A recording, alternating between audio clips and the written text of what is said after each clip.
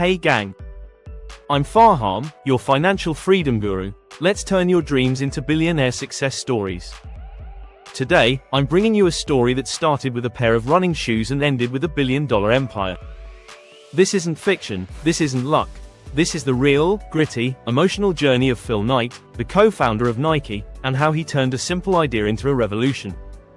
We're talking about the man who went from selling sneakers out of the trunk of his car to being one of the richest people in the world. But the road wasn't smooth. It was filled with sleepless nights, empty bank accounts, ruthless competitors, and battles with the government.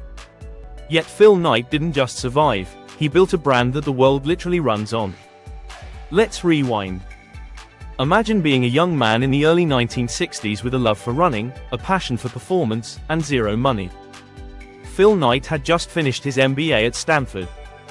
While others were chasing jobs, he had an idea he called his crazy idea.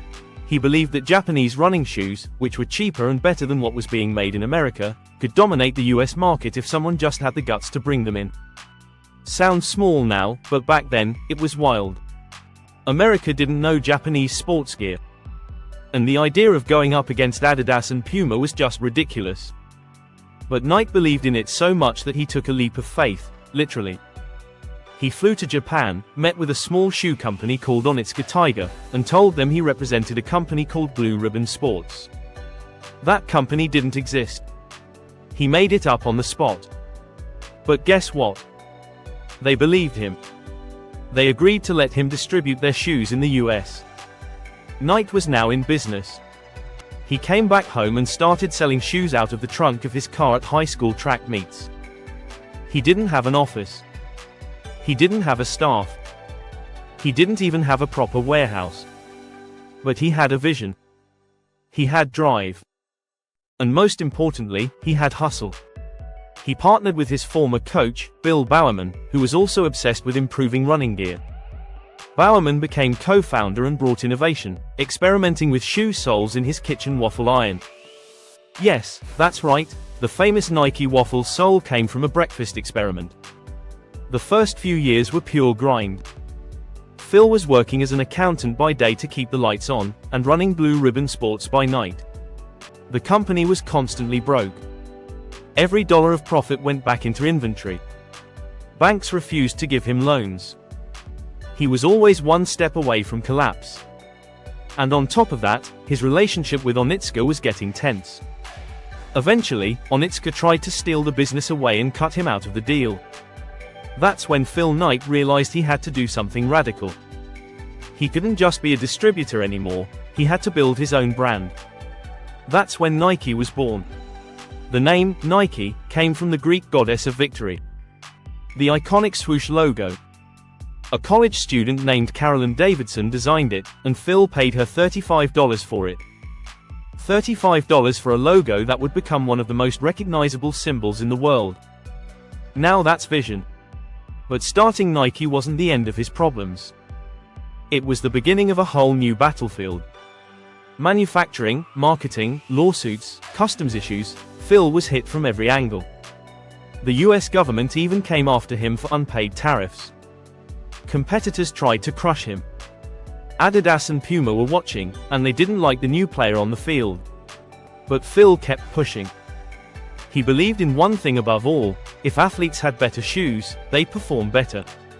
If they performed better, they'd win. And people would want the shoes winners wore. Phil Knight didn't just sell shoes. He sold the idea of excellence. Nike started signing athletes, first local heroes, then world champions. But nothing compared to what happened in 1984. That was the year Phil Knight made the boldest move in sports marketing history. He signed a young rookie basketball player by the name of Michael Jordan. No one knew what that would become.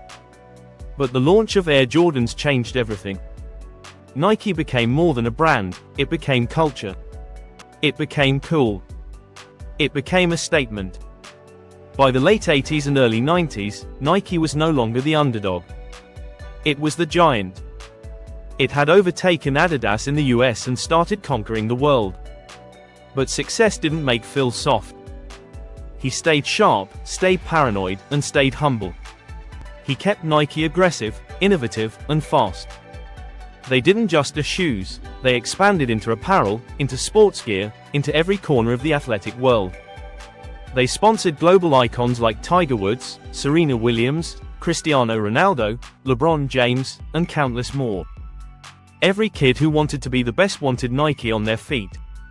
Phil Knight had done it. He built a company that stood for winning. But here's the part most people miss: Phil Knight wasn't trying to get rich. He was trying to build something meaningful. Something lasting. Something that mattered. And in doing so, he created a blueprint for financial freedom that didn't start with millions. It started with an idea. An obsession. A belief that wouldn't quit. He didn't play it safe. He didn't wait for perfect conditions. He acted. He took risk after risk, bet everything on himself, and learned through failure. He didn't have the answers, he had the will. And that was enough. Today, Phil Knight is worth over $40 billion. Nike is one of the biggest brands in the world, operating in over 190 countries. But even now, Phil Knight keeps it simple. In his memoir, Shoe Dog, he says that business is war without bullets. And every day is a new battle.